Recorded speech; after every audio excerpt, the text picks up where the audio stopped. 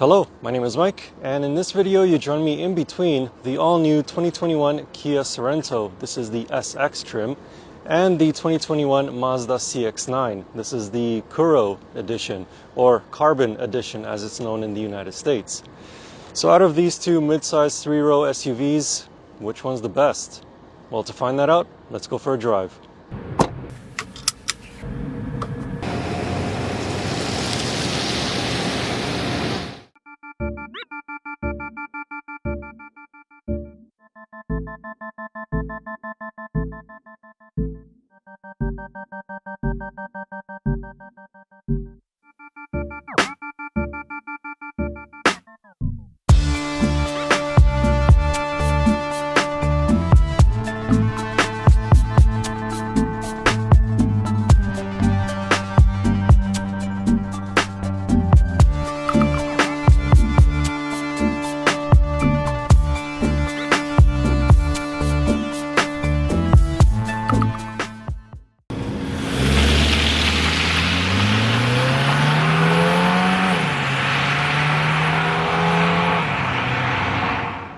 Starting things off with the 2021 Kia Sorento, you have four powertrain options. There's a naturally aspirated four-cylinder in the lower end trims. This one has a 2.5-liter turbocharged four-cylinder, and there's also a couple of hybrids available. Anyway, back to this 2.5 turbo engine. It produces 281 horsepower and 311 pound-feet of torque. Also, this Kia Sorento is a little over 100 kilograms lighter than the Mazda CX-9. So you'd think that it's faster in a straight line. Well, unfortunately, it isn't. To my surprise, I thought looking at this on paper, the Kia would be faster than the Mazda, but it just isn't.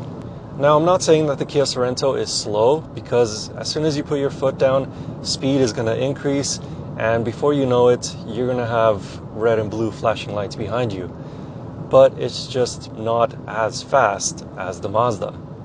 With the Mazda, you only have one powertrain option instead of four. It's a 2.5-liter four-cylinder turbocharged engine, and it has two power outputs. If you use regular fuel, you'll get 227 horsepower and 310 pound-feet of torque. But if you use premium fuel, you'll get 250 horsepower and 320 pound-feet of torque. As I said in the Kia, it's very surprising to me that this Mazda is actually faster than the Kia, because this Mazda weighs more and it has less horsepower, and yet it's faster. It even feels faster when you put your foot down. From behind the steering wheel, you actually get that feeling of acceleration, like as though it's pushing you to the back of your seat. In the Kia, you don't really feel that. Like I said, you do notice that the speed is increasing, but you just don't get that feeling of acceleration like how you do in the Mazda. So, in terms of outright performance, point for the Mazda. So while the Kia Sorento is not as fast in a straight line, it does get some points back when it comes to fuel economy. This Kia Sorento SX Turbo is rated for 11.1 liters per 100 kilometers in a city and 8.4 liters per 100 kilometers on a highway, whereas the Mazda is rated for 11.6 liters per 100 kilometers in a city and 9.1 liters per 100 kilometers on a highway. So, point for the Kia Sorento for fuel economy. Changing gears in the Mazda is a more old-school transmission. It's a 6-speed automatic. It's not some fancy dual clutch or multi-gear automatic like in other vehicles, but while Mazda has stuck with this 6-speed automatic, they've had plenty of time to refine it to the point where it's pretty much, actually no, scratch that, it is the best 6-speed automatic transmission on the market right now. Shifts are very quick and they are also very, very smooth. And if you want to use the paddle shifters on the steering wheel, they are also very responsive. Shifting gears in the Kia Sorento is an 8-speed dual clutch transmission, a wet dual clutch. So when you're setting off from a stop, it doesn't feel juddery and it doesn't feel like as though it's learning how to drive a manual car for the first time. This transmission is very quick and very smooth. You almost don't even feel the shifts. I wouldn't say that it's Porsche PDK smooth and quick, but Mercedes-Benz dual clutch, yeah, I'd say it's on par with that. So when it comes to transmissions, both of them do what they're supposed to do, and they both do it very well. So I'm just going to give a point to each. Show the CX-9 some corners and you immediately find out why Mazdas have a reputation of being sporty vehicles. This CX-9 feels very planted, and the steering is fantastic for an SUV of this size and weight. Obviously, I'm not going to say that this has the same steering weight and feel of a Mazda MX-5 because obviously it's nowhere near the size of an MX-5. But for a 3-row SUV, this is still one of the best driving mid-size 3-row SUVs on the market right now. Show the Kia Sorento some corners and it'll go around them just fine. It's just that it's not really as engaging as it is in the Mazda CX-9. Steering response is quick and the steering wheel feel is okay for a mid-size 3-row SUV, but like I said, it's just not as much fun to drive around the twisty mountain road as the Mazda CX-9 is. So, point for the Mazda in terms of handling.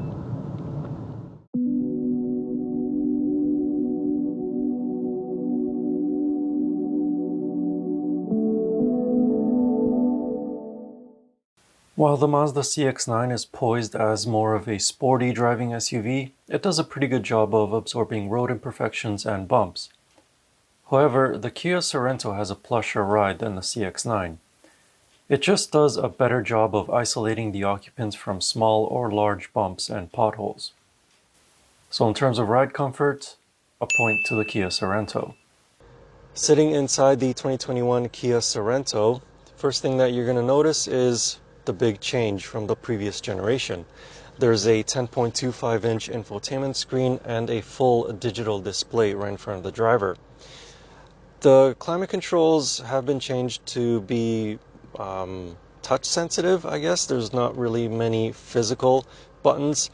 They work. The only thing is that it's piano black plastic, and also there's a lot of it around the infotainment screen and on the center console. So dust and fingerprints are really going to show up. But in terms of how it actually looks inside the Kia Sorento, I do prefer it over the Mazda.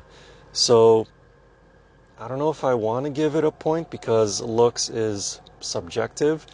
So I'll just leave it at that. I'm not going to award any points or anything like that. In terms of space though, the Kia has the Mazda beat. There's more legroom and there's more headroom in the front seats. There's more legroom and more headroom in the back. And finally, there's more headroom and more legroom in the very back. Getting into the very back seat of the Kia Sorento is actually very easy. There's a button down here which move the seat forward. Simply slide in.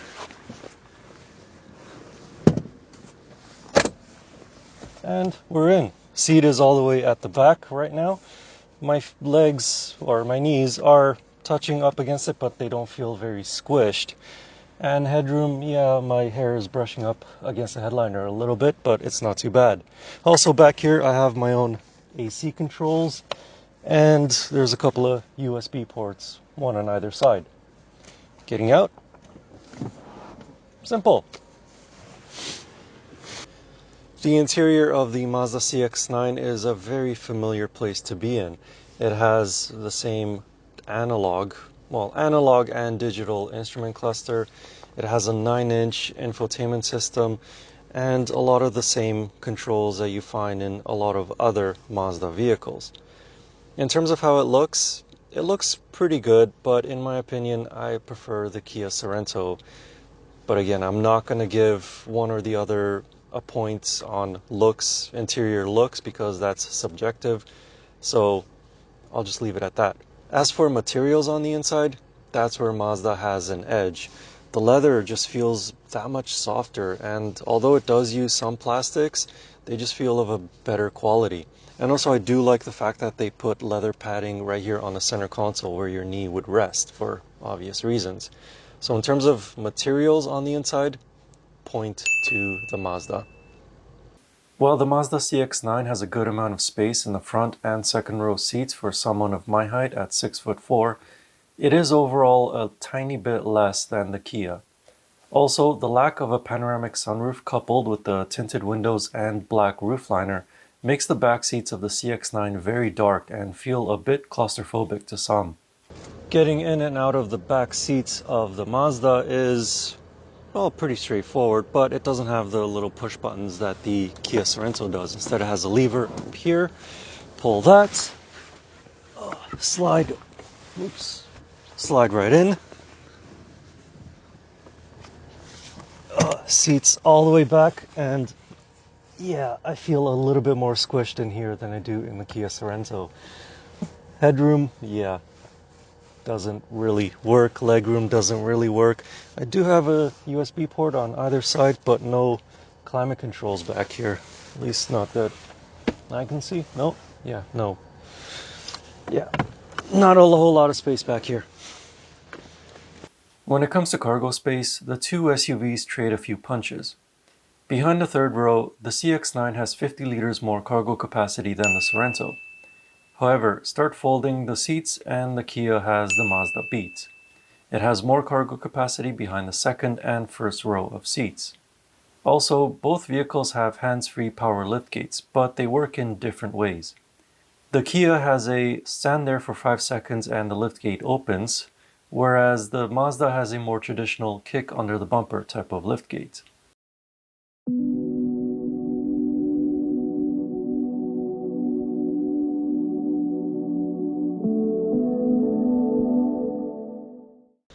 As for gadgets in the Mazda CX-9, it has a lot of the same basic features, so heated and ventilated seats, heated steering wheel, although this being a Mazda, it's only heated at 9 and 3, not top and bottom.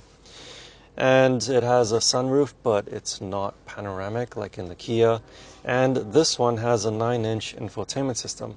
If you're watching this in the United States, you actually get the updated 10.25-inch infotainment system with the latest version of the Mazda's infotainment, which first came out on the Mazda CX-30 and the new Mazda 3. I'm not sure why Canada didn't get the updated infotainment system, but hopefully in the near future we'll get it too, because it is much faster to load and a lot prettier looking than this one. Other gadgets on the Mazda CX-9 include adaptive cruise control, which the Kia also has, and this has lane departure warning with lane, not really keep, or I guess lane keep, yeah, but not lane centering like in the Kia. That one actually keeps you in your center lane. This one doesn't do it. As soon as you start straying out, it'll just gently nudge you back, but it's not going to actually keep you in the center of your lane. As for gadgets in the Kia Sorento, it has the Mazda Beat. Not only does it have the larger 10.25-inch touchscreen, at least here in Canada, but the infotainment system itself looks crisp and is very responsive. This top SX trim is also equipped with heated and ventilated front seats, heated second row seats, heated steering wheel, a panoramic sunroof, adaptive cruise control with an excellent lane centering system, and wireless phone charging. Other gadgets on the Kia include a heads-up display with blind spot information. Actually, the Mazda has the exact same thing, but that's not an excuse to not shoulder check when you're changing lanes. Always do it. However, in the Kia, if it detects a speed limit sign, it'll obviously display it, Mazda as well. But if you are at or below the speed limit, the speedo is going to be white. If you stray a little bit above it, it'll turn orange. And if you go really far above it, it'll turn red. And also the 360 camera in the Kia Sorento is much, much nicer. It's actually HD. In the Mazda, it isn't. So, in terms of gadgets, the Kia Sorento gets a point. Apart from the black wheels and the special polymer gray metallic paint, The 2021 Mazda CX-9 looks pretty much the same as it did back in 2016 when it received the last major update. It still has a presence on the road, but to me it doesn't look quite as striking as the all-new Kia Sorento. Again, I'm not going to award any points on exterior looks because looks are subjective, but I personally like the looks of the Sorento more. Okay, so we're almost at the end of the video. Let's take a look at the scores. Obviously, the Kia is in the lead, and that's where it's going to stay because I'm going to give it another point. As I said at the start of the video, this is the top SX trim, and it costs $47,500 Canadian, thereabouts. This Kuro Edition CX-9 costs $50,000 Canadian, again, thereabouts. But it's not the top spec trim. You can still get a signature and a 100th anniversary edition, at least here in Canada you can, for obviously more money. So pricing, another point for the Kia.